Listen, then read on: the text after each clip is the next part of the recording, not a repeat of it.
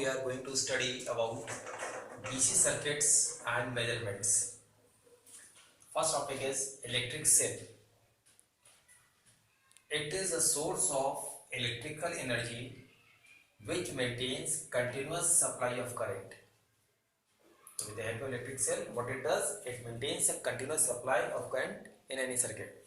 Or in other words, it is a device which maintains potential difference between its two terminals. Because we know that current will flow only when there is potential difference in 2 points.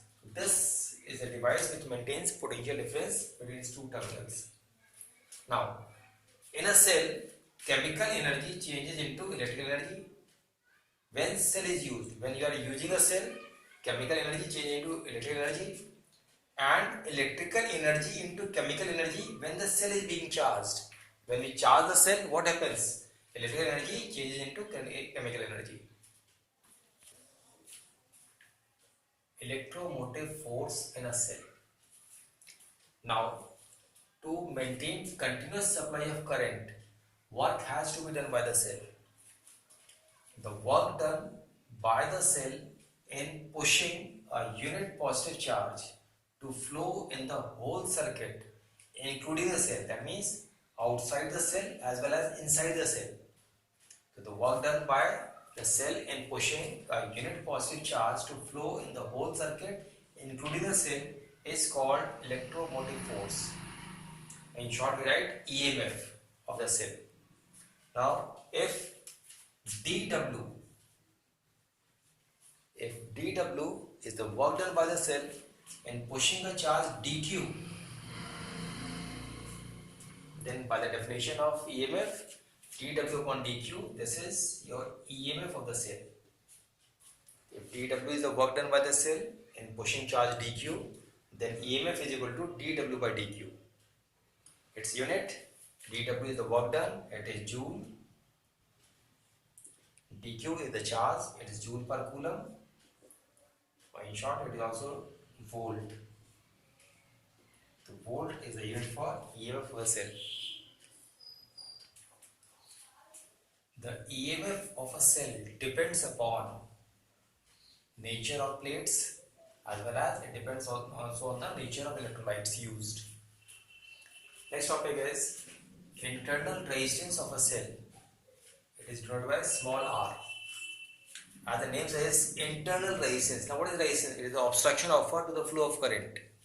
So, the resistance offered to the flow of current, where inside the cell, it is internal resistance. So, the resistance offered to the flow of current inside the cell by the electrolyte is called internal resistance of the cell. Now, the factors, it depends upon the following factors. First, it is directly proportional to the distance between the plates. More is the distance between the plates, more is the internal resistance.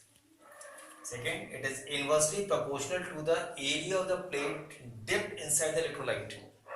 It is inversely proportional to the area of the plate. An important thing is the part which is dipped inside the electrolyte.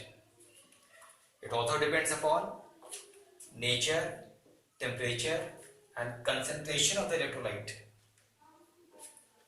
Now, the internal resistance of the cell is not constant and it increases as the cell is used. So, with the increase of cell, the internal resistance of the cell goes on increasing and it is not constant.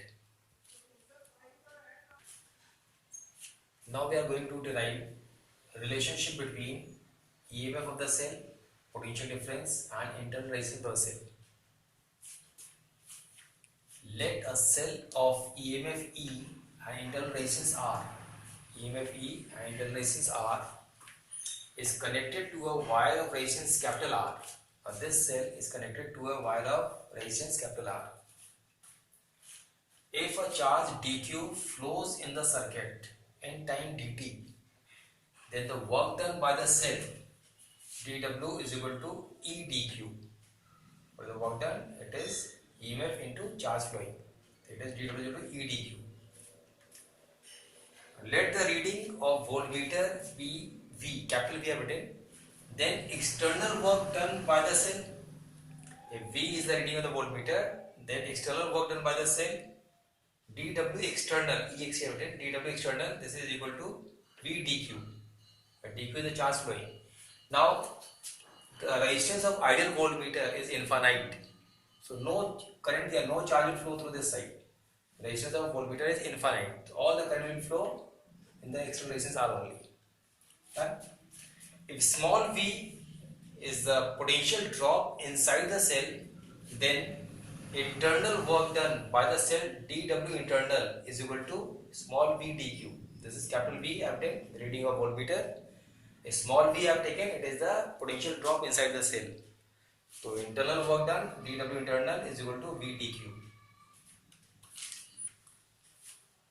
By the law of conservation of energy, the total work done by the cell is equal to the sum of external work done plus the internal work done. dW is equal to dW external plus dW internal. Put in the values here, E dq, V dq, small v dq, dq cancels. E is equal to capital V plus small v. The small v is the potential drop inside the cell. Now if I is the reading of ammeter, then V is equal to IR, where R is the internal resistance. So E is equal to V plus IR. V is equal to E minus IR. So this is the relationship between terminal potential difference, EMF of the cell and the internal resistance. A very important point here, I made a star here. When the cell is being charged, then formula becomes V to E plus IR. So this is the formula to be used when the cell is being charged. And when you are using the cell, then V is equal to E minus IR. When you are charging the cell, then V is equal to E plus IR. V is equal to E minus IR. From this, here we are getting a small r. R is equal to E minus V upon I. Now I is equal to V upon R. Putting this value of I here, small r, the internal resistance, E minus V in place of I, V upon R. On rearranging, small r is equal to E upon V minus 1 into R. This is the formula for internal resistance.